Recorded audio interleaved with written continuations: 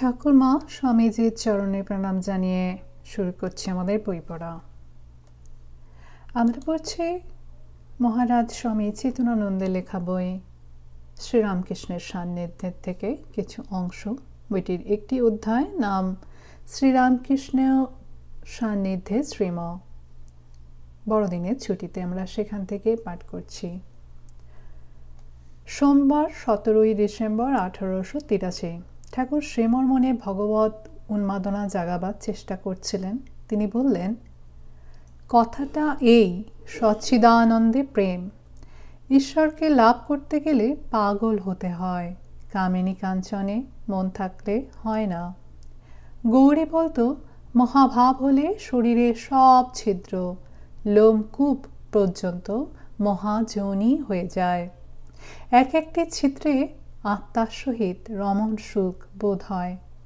ঠাকুর আরও বললেন, ঈশ্বর দর্শন হলে রমণ সুখের কোটি গুণ আনন্দ হয়। ঠাকুরের প্রাণ মাতানো কথা শুনে শ্রীমর বৈরাগ্যের ভাব হলো এবং সব ছেড়ে সন্ন্যাসী হবার ইচ্ছা প্রকাশ করলেন। মঙ্গলবার 18 ডিসেম্বর 1883। শ্রীমর খুব তীক্ষ্ণ পর্যবেক্ষণ শক্তি ছিল। তিনি দিন রাত ঠাকুরকে ছায়ার মতো অনুসরণ করছিলেন। সমাধির প্রতি তাঁর দুর্নিবার আকর্ষণ ছিল, তাই তিনি ঠাকুরের সমাধি চিত্রগুলি ধরে রাখতে চেষ্টা করতেন। শ্রীরামকৃষ্ণ ঘরের ভিতর পূর্ব দিকের দরজার নিকট বসিয়া আছেন। শীতকাল, গায়ে মলস্কিনের র্যাপার। হঠাৎ সূর্য দর্শন ও সমাধিস্থ, নিমেষ শূন্য, বাহ্য শূন্য। শ্রীমৎ ঠাকুরের এই সমাধির সঙ্গে গায়ত্রী মন্ত্রের যোগ লক্ষ্য করে লিখেছেন, তৎসবতীর্ণবরেণ্যং ভর্গদেবস্য ধীমহি। সাধারণ ব্যক্তির কাছে সমাধি ভয়ের ব্যাপার, কারণ সমাধিস্থ ব্যক্তিতে মৃতের সব চিহ্ন দেখা যায়। কিন্তু যারা শ্রীরামকৃষ্ণের কাছে সদা সর্বদা থাকতেন তারা ভয় পেতেন না। তারা জানতেন ঠাকুরের সমাধিস্থ হওয়া যেন একটা নিত্য নৈমিত্তিক ব্যাপার, অথচ সমাধি যোগ ও বেদান্ত শাস্ত্রে অনুভূতির শেষ ধাপ। এদিন ঠাকুর তার আপন অনুভূতির কথা বললেন। ও দেশে ব্র্যাকেটে শ্যামবাজারে নটবর গোস্বামীর বাড়িতে কীর্তন হচ্ছিল। শ্রীকৃষ্ণ ও গোপীগণ দর্শন করে সমাধিস্থ হলাম। বোধ হলো আমার লিঙ্গ শরীর ব্র্যাকেটে সূক্ষ্ম শরীর শ্রীকৃষ্ণের পায়ে পায়ে বেড়াচ্ছে। জোড়াসাঁকো হরিসভায় ঐরূপ কীর্তনের সময় সমাধি হয়ে বাহ্যশূন্য। সেদিন দেহত্যাগের সম্ভাবনা ছিল। তারপর স্নান করে ঠাকুর শ্রীমকে বললেন, গোপীদের ওই টানটুকু নিতে হয়। ওই দিন বিকালে শ্রীমৎ ঠাকুর ও রাখাল প্রভৃতি ভক্ত সঙ্গে কলকাতায় যান। শ্রীরামকৃষ্ণ রাখালের রোগ নিরাময়ের জন্য ঠনঠনের শ্রী শ্রী সিদ্ধেশ্বরী কালী মায়ের কাছে ডাব চিনি মানত করেছিলেন। তিনি শ্রীমকে বললেন, তুমি ডাব চিনির দাম দেবে। পথে শিমুলিয়া বাজারে ডাব চিনি কেনা হলো এবং মায়ের মন্দিরে নিবেদন করা হলো। মন্দিরের সামনে পূজারীরা বন্ধুদের নিয়ে তাস খেলছে দেখে ঠাকুর আক্ষেপ করে বললেন, দেখছ এসব স্থানে তাস খেলা, এখানে ঈশ্বর চিন্তা করতে হয়। বাইবেলে আছে, খ্রিস্ট ভণ্ডামি সহ্য করতে না পেরে গির্জার সামনে ব্যবসায়ীদের টেবিল উল্টে দিয়ে তছনছ করে দিয়েছিলেন। তিনি বলেছিলেন, আমার গৃহ হবে প্রার্থনার গৃহ, আর তোমরা তাকে চোরের আড্ডাস্থল করে তুলেছ। তারপর শ্রীরামকৃষ্ণ তাঁর ধনী ভক্ত যদু মল্লিককে দেখতে যান। যদুকে কতকগুলো অলস বাবু পরিবৃত দেখে ঠাকুর হেসে বললেন, তুমি অত ভান মোসাহেব রাখো কেন? যদু হেসে উত্তরে বললেন, তুমি উদ্ধার করবে বলে। সবাই হেসে উঠল। বুধবার 19 ডিসেম্বর 1883। আমরা যদি জানতে পারি যে খ্রিস্ট বা বুদ্ধ কোনো জায়গায় একদিন কাটিয়েছেন বা কোনো রাস্তা দিয়ে গেছেন, তাহলে সেই স্থানটি চিরদিনের মতো পরম তীর্থস্থানে পরিণত হয়। শ্রীরামকৃষ্ণ দক্ষিণেশ্বরের মন্দির উদ্যানে 30 বছর কাটিয়েছেন।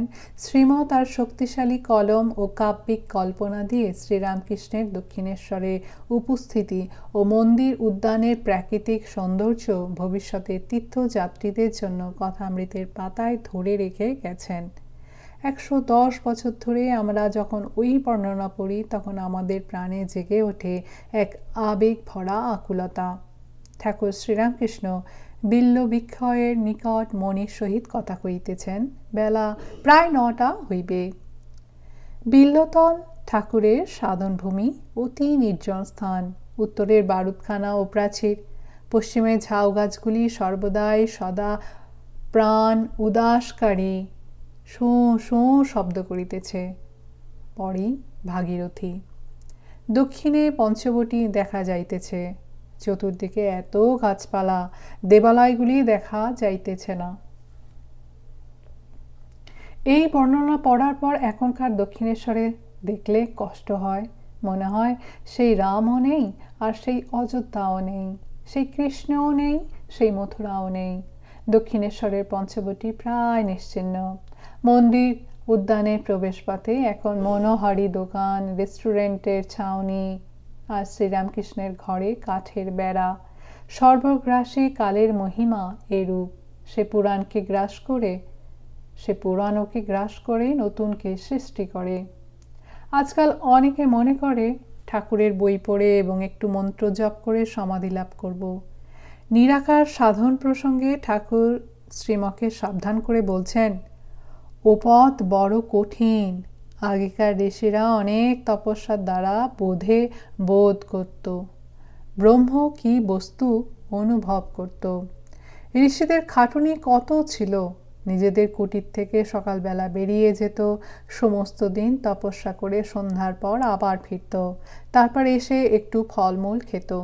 শ্রীমর জীবন ছিল ব্যস্ততায় ভরা। তিনি ছিলেন স্কুলের হেডমাস্টার। তাছাড়া বাড়িতে স্ত্রী পুত্র সংসারের দায়িত্ব। এই ছুটির সময় তিনি চেষ্টা করছিলেন কি করে ঠাকুরের কাছ থেকে সাধন প্রণালী জেনে নিয়ে সাধন সমুদ্রে ডুব দেওয়া যায়। শ্রীম শতরঞ্জি, আসন, জলের ঘটি নিয়ে বেলতলার জঙ্গলে ধ্যান করতে গেলেন। দুপুরের পর ফিরবার মুখে ঠাকুরের সঙ্গে তাঁর পঞ্চবটিতে দেখা হলো। শ্রীরামকৃষ্ণ বললেন, আমি যাচ্ছিলাম তোমায় খুঁজতে, ভাবলাম এত বেলা বুঝি পাঁচিল ডিঙিয়ে পালালো। তোমার চোখ তখন যা দেখেছিলাম, ভাবলাম বুঝি নারায়ণ শাস্ত্রীর মতো পালালো। তারপর আবার ভাবলাম, না, সে পালাবে না, সে অনেক ভেবে চিন্তে কাজ করে। ভগবান যেমন ভক্তকে আকর্ষণ করেন, ভক্ত তেমনি ভগবানকে আকর্ষণ করে। আমরা অনেক সময় ভাবি, ভগবান কি আমাদের বিষয়ে চিন্তা করেন? শ্রীরামকৃষ্ণের কথা, কর্ম এবং ব্যবহার আমাদের প্রাণে আশা ভরসা দেয়। মানুষ এক পায়ে গুলে তিনি 100 পা এগিয়ে আসেন।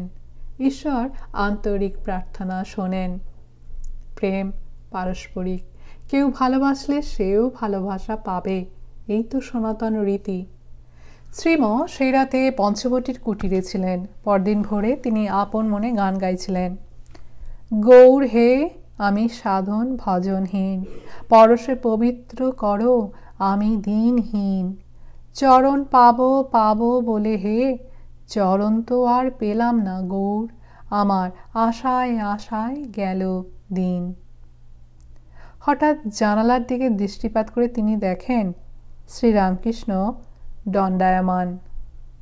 পরশে পবিত্র করো আমি দিনহীন, এই কথা শুনে ঠাকুরের চক্ষু অশ্রুপূর্ণ। শ্রীম ঠাকুরের কৃপা অনুভব করলেন।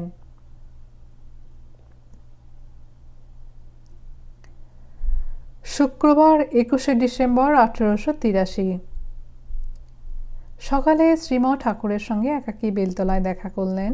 ঠাকুর তাকে সাধুরের নানা গুচ্ছ কথা, কামিনী কাঞ্চন ত্যাগের কথা, আর কখনো কখনো নিজের মনই গুরু হয় এসব কথা বললেন। মন যখন গুরু হয় তখন এই বোধ হয়, ভগবানই তার যথাসর্বস্ব এবং তিনি তার হৃদয়ে সদা বিরাজমান। শনিবার 22শে ডিসেম্বর 1883। শ্রীম সংসারে অনেক জ্বালা যন্ত্রণা পেয়েছিলেন। সেই যন্ত্রণা তিনি ভুলেছিলেন ঠাকুরের অমৃতোপম কথায় এবং অপরেও যাতে শান্তি পায় তাই তিনি ঠাকুরের কথা অমৃত লিখে গেছেন। ভক্তি কিসে হয়? এটি সনাতন প্রশ্ন। ঠাকুর উত্তর দিলেন, এগিয়ে পড়ো। 7 দেউড়ির পর রাজা আছেন। সব দেউড়ি পার হয়ে গেলে তবে তো রাজাকে দেখবে।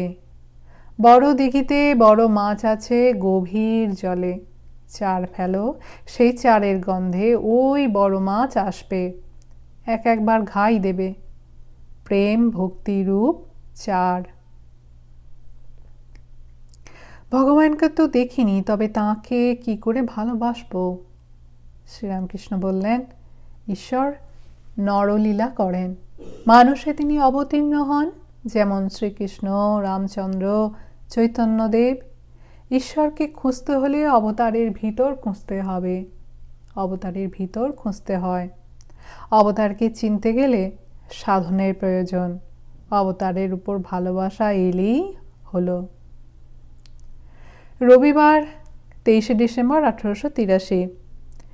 ঈশ্বরীয় রূপদর্শন কথা বলতে বলতে ঠাকুর সমাধিস্থ হলেন। শ্রীমর বর্ণনা সমস্ত স্থির। অনেকক্ষণ সম্ভোগের পর বাহিরের একটু হুঁশ আসিতেছে। এইবার বালকের ন্যায় হাসিতেছেন। হেসে হেসে ঘরের মধ্যে পাদচারণ করিতেছেন। অদ্ভুত দর্শনের পর চক্ষু হইতে যেরূপ আনন্দ জ্যোতি বাহির হয়, সেই রূপ ঠাকুরের চক্ষের ভাব হইল। মুখে হাস্য, শূন্য দৃষ্টি।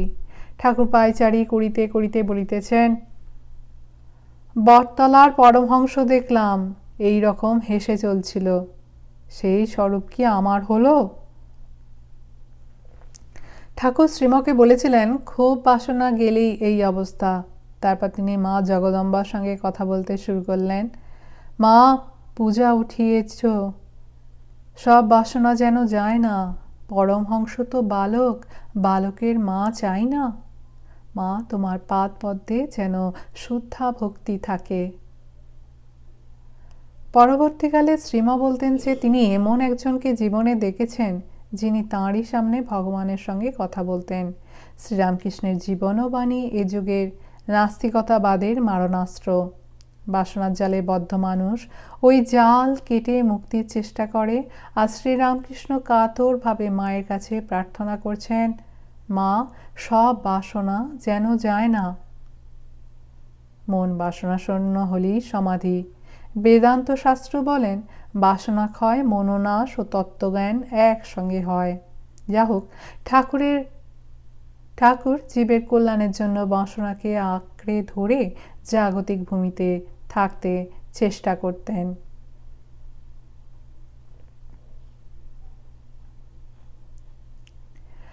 24শে ডিসেম্বর সোমবার 1883। আজ শ্রীমর ঠাকুরের সঙ্গে একাদশ দিবস। বেলতলার কাছে সকালে ঠাকুর শ্রীমর সঙ্গে আবার অবতার বিষয়ে কথা বলতে লাগলেন। অবতারকে সকলে চিনতে পারে না। তারপর তিনি শ্রীমর ধারণা যাচাই করবার জন্য জিজ্ঞাসা করলেন, আচ্ছা, আমাকে তোমার কী রূপ বোধ হয়? শ্রীম নিরুত্তর। তিনি ঠাকুরের দিব্য সান্নিধ্যে মশগুল হয়েছিলেন। যা হোক, অহেতুকু কৃপাপরায়ণ শ্রীরামকৃষ্ণ শ্রীমকে বললেন তাঁর আত্মকথা। আমার বাবা গয়াতে গিয়েছিলেন। সেখানে রঘুবীর স্বপ্ন দিলেন, আমি তোদের ছেলে হব। বাবা স্বপন দেখে বললেন, ঠাকুর, আমি দরিদ্র ব্রাহ্মণ, কেমন করে তোমার সেবা করব? রঘুবীর বললে, তা হয়ে যাবে। দিদি, হৃদের মা, আমার পা পূজা করত ফুল চন্দন দিয়ে। একদিন তার মাথায় পা দিয়ে মা ব্র্যাকেটে মা বললে, তোর কাশিতেই মৃত্যু হবে। সেজবাবু বললে, বাবা, তোমার ভিতরে আর কিছু নাই, সেই ঈশ্বর আছেন। আগে থাকতে সব দেখিয়ে দেয়। বটতলায়, ব্র্যাকেটে পঞ্চবটী তলায় গৌরাঙ্গের সংকীর্তনের দল দেখেছিলাম। তার ভিতর যেন বলরামকে দেখেছিলাম, আর যেন তোমায় দেখেছিলাম। তোমায় চিনেছি তোমার চৈতন্য ভাগবত পড়া শুনে। তুমি আপনার জন, এক সত্তা, যেমন পিতা আর পুত্র। যতদিন এখানে আসো নাই ততদিন ভুলেছিলে, এখন আপনাকে চিনতে পারবে। তিনি গুরুরূপে এসে জানিয়ে দেন। আর একবার আসতে হবে, তাই পার্শ্বদের সব জ্ঞান দিচ্ছি না। সহাস্যে, তোমাদের যদি সব জ্ঞান দিই তাহলে তোমরা সহজে আমার কাছে আসবে কেন? শ্রীরামকৃষ্ণের প্রতিটি কথা, কর্ম, ব্যবহার, দৃষ্টির একটা নিগূঢ় রহস্য ছিল। যারা তার সঙ্গে সদা থাকতো তারাই বুঝতো তার মর্ম। শ্রীম তার যোগীর চক্ষু দিয়ে ঠাকুরকে তন্ন তন্ন করে না দেখলে কথামৃত লিখতে পারতেন না। শ্রীমর বর্ণনা: পঞ্চবটিতে আসিয়া যেখানে ডালটি পড়ে গেছে সেইখানে দাঁড়াইয়া পূর্বাশ্র হইয়া বটমূলে চাতাল মস্তক দ্বারা স্পর্শ করিয়া প্রণাম করিলেন। এই স্থান সাধনের স্থান। এখানে কত ব্যাকুল হইয়া ক্রন্দন, কত ঈশ্বরীয় রূপ দর্শন, আর মার সঙ্গে কত কথা হইয়াছে। তাই কি ঠাকুর এখানে যখন আসেন তখন প্রণাম করেন? ভক্তিশাস্ত্রে আছে আদৌ শ্রদ্ধা। ঠাকুর এভাবে ভক্তদের মনে শ্রদ্ধা জাগিয়ে দিতেন। ঠাকুর জানতেন শ্রীমকে ভবিষ্যতে কথামৃতের লেখক ও প্রবক্তা হতে হবে, তাই তিনি চাইতেন শ্রীম তাঁর সব কথা শুনুক, সব কাজের সাক্ষী থাকুক। বড়দিনের ছুটি উপলক্ষে কলকাতা থেকে রাম, সুরেন্দ্র প্রভৃতি ভক্তেরা এসেছেন। ঠাকুরের ইচ্ছা হলো তাদের কাছে শিব সংহিতায় যে ষটচক্রের কথা আছে সে বিষয়ে বলবেন। তখন বেলা 1টা। শ্রীম একা ঝাউতলায় বেড়াচ্ছিলেন। ঠাকুর হরিশকে পাঠালেন শ্রীমকে ডাকতে। শ্রীরামকৃষ্ণ বলছেন, ইরা পিঙ্গলা সুষুম্না। সুষুম্নার ভিতর সব পদ্ম আছে, চিন্ময়, যেমন মোমের গাছ, ডালপালা ফল সব মোমের। মূলাধার পদ্মে কুলকুণ্ডলিনী শক্তি আছেন। চতুর্দল পদ্ম। যিনি আদ্যাশক্তি, তিনি সকলের দেহে কুলকুণ্ডলিনী রূপে আছেন, যেমন ঘুমন্ত সাপ কুণ্ডলী পাকিয়ে রয়েছে। ভক্তিযোগে কুলকুণ্ডলিনী শীঘ্র জাগ্রত হয়, কিন্তু ইনি জাগ্রত না হলে ভগবান দর্শন হয় না। গান করে করে একাগ্রতার সহিত গাইবে নির্জনে গোপনে, জাগো মা কুলকুণ্ডলিনী, তুমি নিত্যানন্দ স্বরূপিণী, প্রসুপ্ত ভুজগাকারা আধার পদ্মবাসিনী।